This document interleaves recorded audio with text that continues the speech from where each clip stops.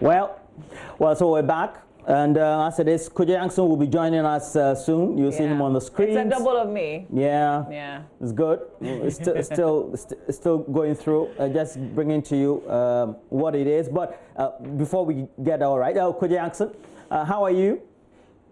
I'm very well. It's wonderful to see you both. Oh, Mama Beezy, looking good. Yo, baby. Yeah. Thank you. Well, I have to say that it's also the birthday of Richard Kujonyako. Yes. Our main Central Regional correspondent. Richard, wherever you find yourself this morning in the Central Regional capital of Cape Coast, have a great morning. It's from all of us right here on the show and JoyNews as well. And Richard. Kojo, can we have you sing like a birthday song or something? Oh, no, wait. Absolutely, but I haven't finished. I've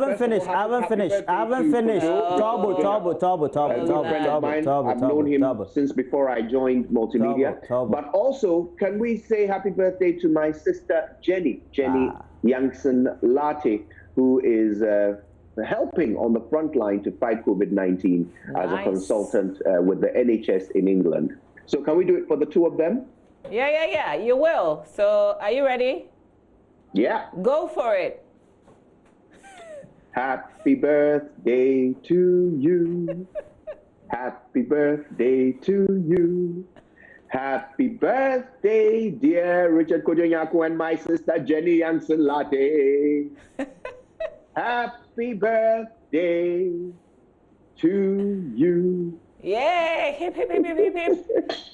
Well, I give you some watches today. Thank you for doing it. Happy birthday to Richard Kujonyako, our man in the Central Region. Well, and of course, to Kojo's sister Jenny. Happy birthday to you as well. Thank you for being on the front line. Yeah, it's also your birthday, Rebecca Sapak, and do enjoy your birthdays also from all of us right here, and also from your son Evan, and then also lawyer Emmanuel Labi Amwa, or popularly called Barbados.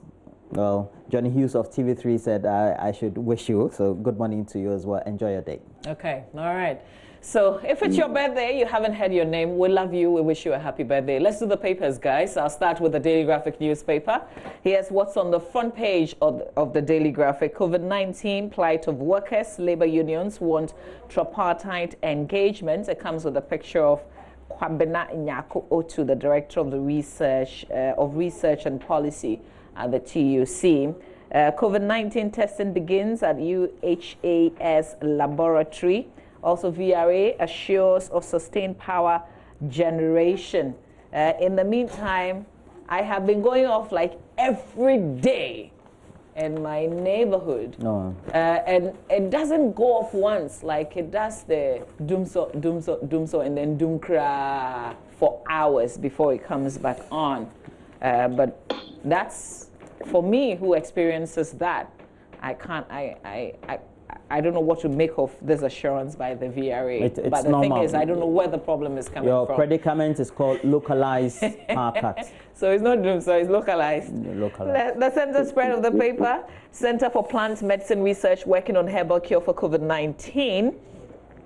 Businesses, organizations enforce compulsory wearing of nose mask. And government delegation in Upper West assesses CSM COVID-19 situation. On the back page of the graphic, 3 landfill sites shut over non-payment of services. A very worrying situation, says the company has relied on regular payments from the government to maintain good service levels across various sites. But since the beginning of 2017, these payments have not been regular. Also report fall armyworms early. That's an appeal from the Ministry of Food and Agriculture. It's advised farmers to monitor their fields frequently for early detection of fall armyworm infestation. My last paper is the Daily Statesman. So let's do the Daily Statesman newspaper, front page. Battle for Baumiers Beta, Dufour, Zenato forcing in final race. Mahama to announce running mate in May, according to the paper. Also, Education Minister urges parents to support kids at home. And Ekufuado walks his talk. Gabi replies, NDC says. It's on the 88 new health facilities that the president announced. All right, Kojo? Yeah, I have the Ghanaian Times and the Daily Guide. So I'll start with the Ghanaian Times. And the banner headline this morning, Fall Army Worm Invasion Again. It's got a picture of the Agric Minister with that story. And it says, Ministry of Food and Agriculture alerts farmers in 8 regions. Also on the front page this morning of the Ghanaian Times, COVID-19, GIS launches manhunt for over illegal entry into Ghana. Also this morning, Kolebu embarks on mass PPE production. Freight forwarders react to nationwide rollout of Unipass. Now, this is a story that doesn't seem to go away. Unipass and their establishment of a system at the ports. We really ought to make some time for that one when we get the opportunity. Let's flip the paper over. Look at the back page. Aslord disinfects VRA and Tico catchment communities. And Ho West District Assembly to plant 15,000 trees to protect water bodies. Now, in the center spread of the Ghanaian Times this morning, a couple more stories. Kolebu embarks on mass PPE production. This is great news. Many companies have gone into this sector to help in the fight against COVID-19. It's good to see Kolebu leading the way there with their own production unit. Also, COVID-19, GIS launches manhunt for 3, I've mentioned that already, over illegal entry. All right, let's do the Daily Guide real quick. This morning, they've got to one of their typical headlines, NDC dazed over 88 hospital agenda. Now, also on the front page, exhumed bodies of Ubini dead girls can demand. There's been this thing going on now for weeks between Kennedy Ajapong and Bishop Ubini, who sounds more and more like he's bitten off more than he can chew. But the latest from Kennedy Ajapong is a call for the exhumation of some bodies. Right, NLA makes strides, and also on the front page, Daily Guide reviews cover price. That's probably something we're going to start seeing a bit more of in the print media. Also, defunct banks' CEOs' cases get May adjournment, and 13 doctors hit by COVID-19. Perhaps we can talk a bit more about that one later. On the back page, a few sports stories. Kotoko sever ties with 3. Isolation is hard, to be honest. And shocked by Paraguay ordeal, as well as FIFA proposes 5 substitutions per game. I wonder what you think of that, Mama B. Well, I'm not sure. I'm not sure, actually. This is this is a bit awkward on the surface. Well, what, 5 substitutions in the game? It's not like the game that we know. I mean, why do they keep changing football? 5 subs, like how? Who will be tired? Nobody will be tired. It's part of the, getting tired is part of the game. So I don't know if you have those many options. I don't know. Maybe they want to, the way American football or rugby or basketball does it. Traditional you football. Commit a certain foul, you go in and out. They already introduced the VAR. I mean, it doesn't make it really look like football. And then now this one. Well, VAR is in tennis. You don't like VAR either? Nah, not in football. I like it in tennis, not in football. Hey. Yeah. They can choose VAR. It's like introducing VAR in gutter to gutter. Like how? Futsal. Yeah. Although, to be fair, the 5 substitution thing, I think it's more of towards strategy, right? They want to be able to make more room for strategy in the game. Nah. Do you think that will sort of not make the game better? That's all like a digitized kind of something. Nah, doesn't work for me. I don't know. Roland, works for you? For me, I think the 3 substitutions are okay. Yeah, because it means we have 11 players on the field, and if you have the opportunity to substitute 5, it also means that, well, you keep the tempo of the game very hot, but at the end of the day, almost like a gridlock. I mean, I'm thinking it's almost like a great one. Let the players get tired. Let somebody defeat them. Yeah. Because 5 would be like half of your team, right? Yeah.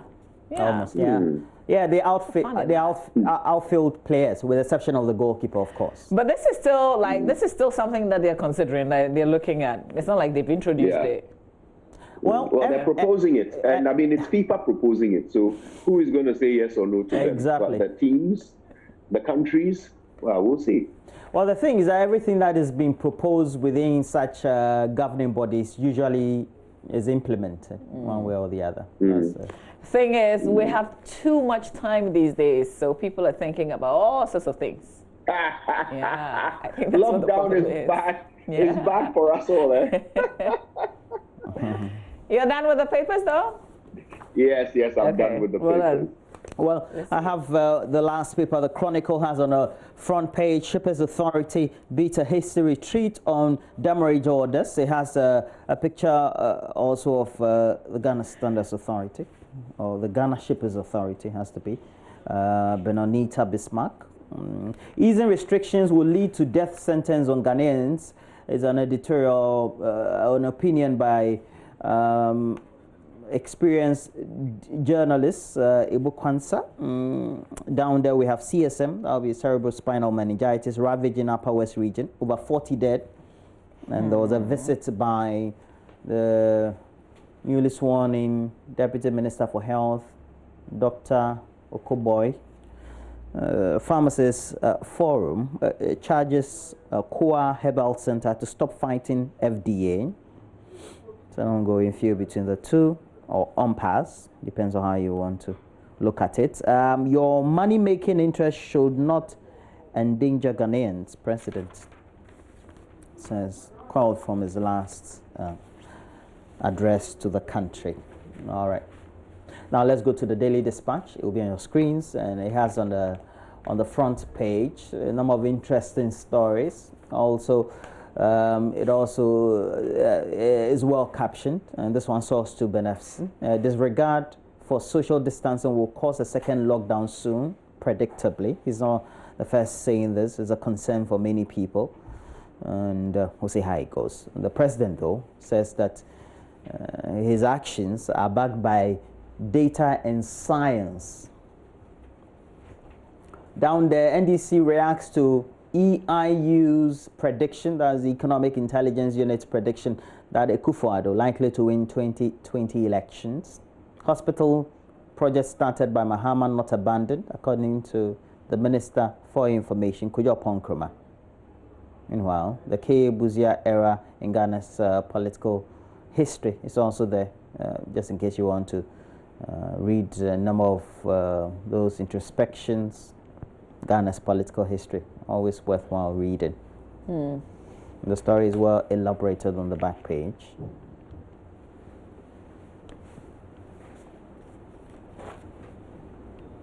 There's also what is going to become the new normal, and featuring Israel Lai. This one was called from myjournline.com. Anchoring from home could be the new normal.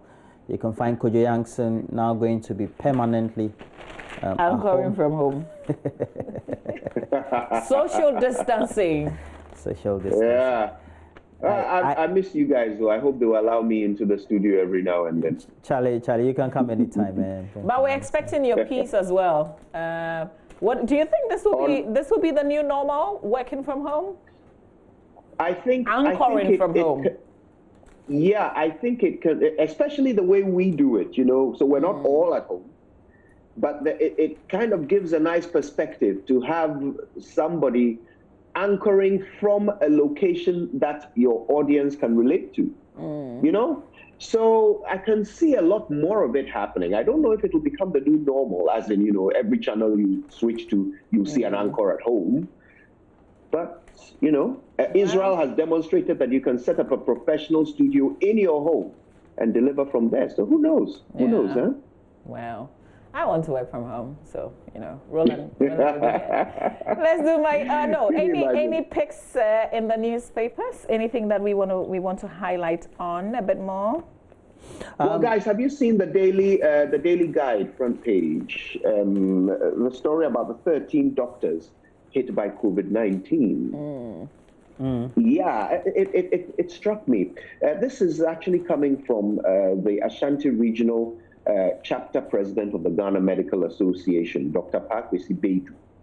He said this on radio in Kumasi over the weekend. He said about 13 medical doctors have tested positive for COVID-19 as they were striving to save patients from contracting the disease. Beside them, several nurses, scores of nurses, according to the Daily Guide, have also been infected. He talked about one doctor who was critical, but luckily his colleagues managed to bring him back from the brink of death, and he is now responding to treatment.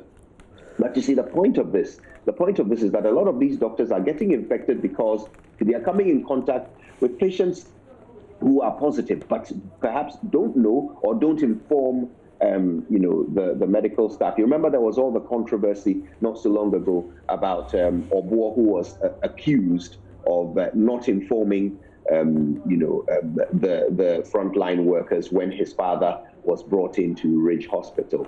So you can imagine that if this is happening in other instances across the country, it's really putting people at risk. Also, the more of the virus there is in the system, the more of a chance that frontline workers can get infected. And you see, perhaps it hasn't really struck us the reason why it's important to protect the frontline workers, because they are the only ones who can save us. Yeah. They are the only ones who are trained to save us if we get COVID-19. Exactly. So we can't be losing them. That is just death. Spelling death for us. Yeah. So I was really concerned to read the on story the AM today. show this morning, I actually spoke to a very fine doctor. She's a pediatric specialist, so she's a specialist doctor, and she tested positive for COVID-19. She's recovering, thank God, at home. She shares her personal experience with me. We'll bring back that conversation live on the show today. Wow. Yeah, she's a fantastic woman. She's got children. She's married. She was going to work, when under the lockdown as well. And she works in a children's space. So it was a bit tricky. Like, how did she get it? Yeah. We talk about probably, all of that. Yeah. Probably from the kids, Yeah. So they tend to be great carriers, but they don't show any symptoms because their immune system is so good. So we have a specialist doctor sharing her experience with us here on the AM show. You've got to stay. We also talk about a very important subject of stigma. You won't believe where people were stigmatizing her, the same facility where she works. You've got to stay for that. Roland, is that another story, or we go to my John? Well, I just wanted to put all this into perspective that following this, we know that around the world, there are a number of medical doctors. And if you look at the quantums of the numbers, it's frightening. In Italy, by the middle of this month, about 100 or over 100 had died. In the UK as well, a number had been sick and also lost their lives. In the US, nurses and doctors all on the front line. And I think that it's important that we put all these into perspective. It's a good thing that Kojo raised this. Yeah, Russia also coming up with some numbers. Yes, just about the last one. All right, shall we do mychonline.com? Let's do our page. This is it. Breakthrough as Ghana researchers develop rapid diagnostic testing for COVID-19. So these scientists are the Kwame Nkrumah University of Science and Technology and INCAS Diagnostics. They're both in the Ashanti Regional Capital, Kumasi, and they're currently optimizing the kits for COVID-19 testing. Scientists from the Kumasi Center for Collaborative Research, one of the major testing centers for COVID-19 in Ghana, made significant input into the development, according to the story on myjournline.com. So we're getting definitely creative. This is pushing us to be innovative as well. So congratulations to the KNUS team and the INCAS Diagnostics as well for coming up with this. Building 94 hospitals within a year is impossible, according to economist Professor Buckley. Details there. Construction of 94 hospitals has nothing to do with COVID-19. It's only a campaign facade, according to the minority. Malaria among top 10 OPD cases in Western Western North region, but this has to do with a period ending 2019. Not included in that data, as in 2020 is not included in this particular data. We've got issues already before COVID. And we'll continue to have issues. But I think that what COVID has brought into perspective is how reactive we've always been. And it looks like the way we're going will still be reactive in many decades to come. Maybe could you, Mamavi, in our lifetime, we'll see something changing? Or maybe in our children's lifetime. Well, the signs are not good, I've got to say. The signs are not good. We haven't done much to show that we're capable of getting ahead of any situation. Well, where our scientists, in the meantime, are doing something that we didn't think they could do or we could do as a country. So I'm hopeful. Yeah.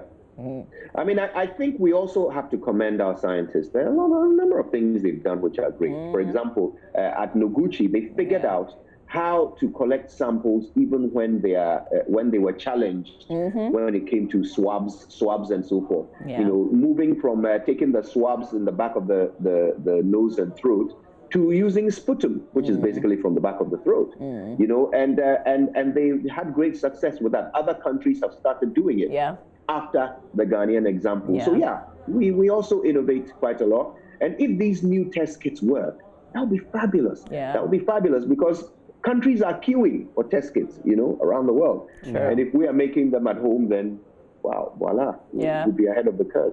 Let's find a little time. Oh, I thought we'll do the BBC. Just wanted to share this strange, mysterious deaths in Nigeria. Let's do it. Let's do it. Kano. Let's do it. No, we don't have time for that. We have to go for sport. But just to tell you that, well, there are a lot of people dying in Kano. Grave diggers are burying a lot more numbers than they usually would. So the President, Buhari, is putting Kano also under lockdown. So that's among the many things. You can catch details of that on the BBC. Kojo, comfortably working from home, social distancing. We've got to take a break and bring you sports, but we've got lots of things to talk about here on the show.